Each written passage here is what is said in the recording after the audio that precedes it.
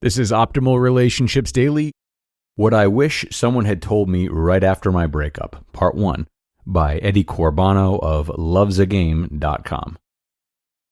When you find yourself alone after a breakup, the majority of your prospective problems right after will come from the fact that you are now on unknown, potentially hostile territory, like you've been transported to another frightening reality.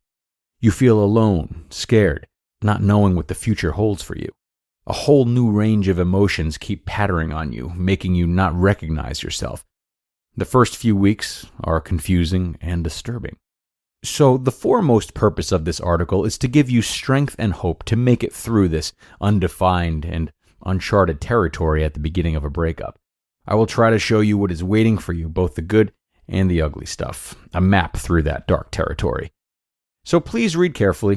Everything you will read is based on experience from so many who have made it through this and who have come out as a better version of themselves. It will help you to get some clarity during this confusing time where nothing seems to make sense.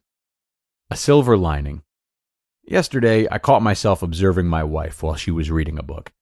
She has this special, weird way that she holds the book in one hand and rests her forehand on the other.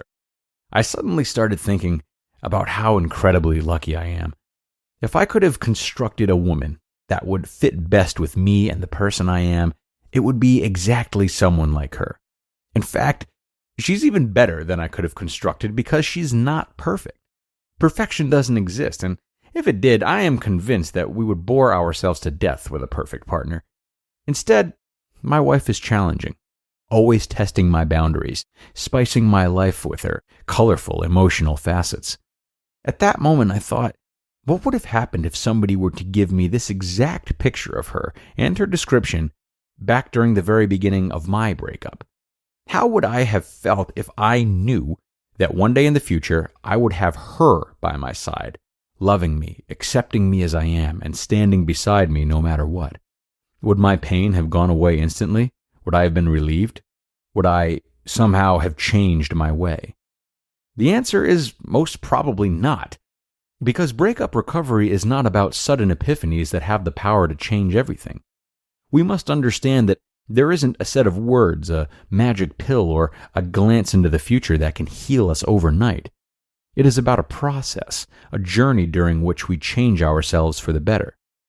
The panic. Right after the split, you feel numbness, as if something strange has happened and you're not really sure what. Unfortunately, this doesn't last long. Soon you will enter a new phase, and experience sheer, archaic, I can't make it alone existential panic. The kind of panic the Stone Age man experienced when he found himself abandoned and alone, surrounded by wild animals. It's an irrational, deep-wired fight-or-flight fear that makes us do all the stupid things we do, like pleading, calling, or harassing our exes. What you must do is simply accept this and understand that this panic is not you. It's just an automatic reaction to an existential threat. After that comes the pain. The pain. And for the time being, the pain is there. You must accept this. The pain is there simply because the relationship mattered to you. You felt an honest, passionate, authentic, deep-down love for your partner. And that is a great thing. That's a beautiful thing. That means that you can feel honest love, that you're capable of believing in someone, cherishing the people that you care most about. And that is the foundation of every fulfilling long-term relationship. Whoever becomes your partner in the maybe not so distant future will know how to appreciate that. They will be lucky to have found you. My wife isn't like my ex at all. And back during my breakup, I really thought that it would be absolutely impossible ever to find someone again who was that compatible to me like I thought my ex was.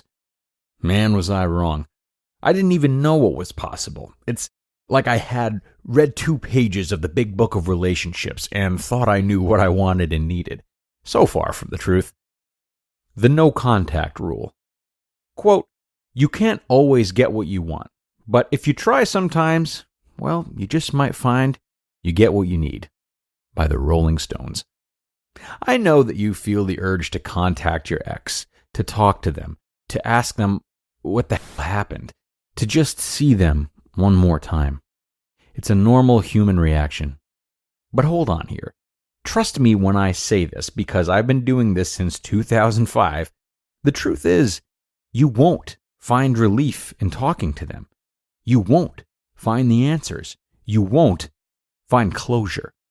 All you will find is pain and frustration.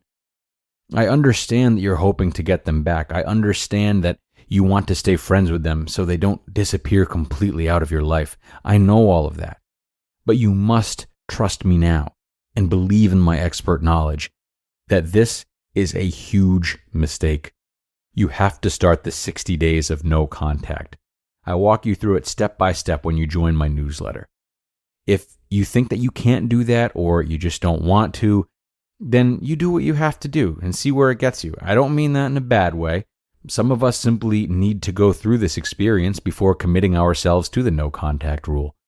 Following this rule is the essential factor if you want to get over your ex the fastest and cleanest way possible. And if there is the slightest infinitesimal chance of getting back together again, you will make the best out of it if you manage to regain your true self and think with your head instead of your bleeding heart. That's the first active step you must take on your own. I can't make you. I can show you the way, but you have to stand up and go. Believe me, I know how you feel. I know your pain. I've gone through every single phase of it, back and forth. I know how hard it is to do anything. But if you want to get better, you must be active. Passiveness will kill you. Stand up and fight for your life and happiness. You just listened to part 1 of the post titled, What I Wish Someone Had Told Me Right After My Breakup, by Eddie Corbano of lovesagame.com. And thank you so much to Eddie. You know, there's a lot more to get through, and we have the rest of the post to look forward to tomorrow. But I really enjoyed today's takeaways about the fact that breakup recovery is indeed a process, as is healing from any significant trauma. And if you've been listening for a while, you've heard that before and you already know it. But sometimes it's really important to check back in with that fact when we're in the midst of something like this and, you know, maybe trying to rush out of it or have people in our ears that are downplaying the severity of it or kind of trying to jumpstart us to get ourselves over it. You have to allow yourself time to heal. And I'm guessing you've never truly recovered from anything serious in your life by trying to muscle your way through it and suppressing feelings that needed to be entertained. So why start now? Doesn't make sense. We are here with you, we believe in you, and luckily Eddie has more words of wisdom to help you out in the remainder of this post, which we will hear tomorrow. So thank you so much for joining part 1 today, of course, but do be sure to come back again for the rest. I look forward to seeing you there, where your optimal life awaits.